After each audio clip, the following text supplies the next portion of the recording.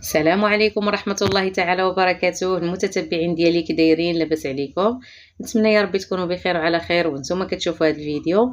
مرحبا بكم معايا فيديو جديد. بالنسبه للفيديو ديال اليوم مختلف واحد شويه على الفيديوهات اللي كنشارك معكم دائما.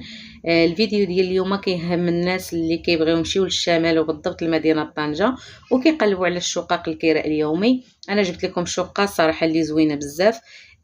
بالنسبه لهاد الشقه هذه هي الطريق اللي كتسدي لهاد الشقه. الشقه جات خارجه شويه على مدينه طنجه، يعني جات في ملوسه بالضبط، وكتبعد على مدينه طنجه ب30 دقيقه.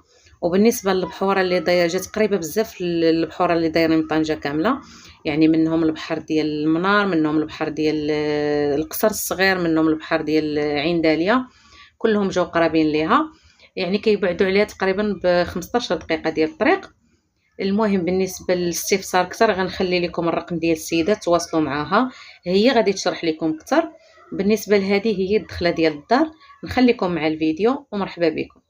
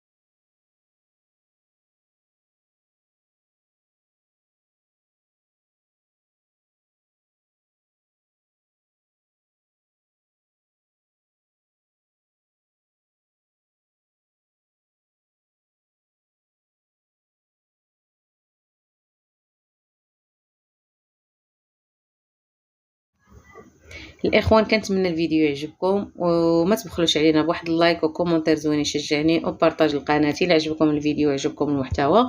وبالنسبه للثمن ديال الكراء ديال هذه الشقه هذه هو 300 درهم. واللي بغى استفسار اكثر يتواصل مع السيده على الرقم اللي خليت لكم طيله الفيديو، ونتلاقاو في فيديو جديد ان شاء الله.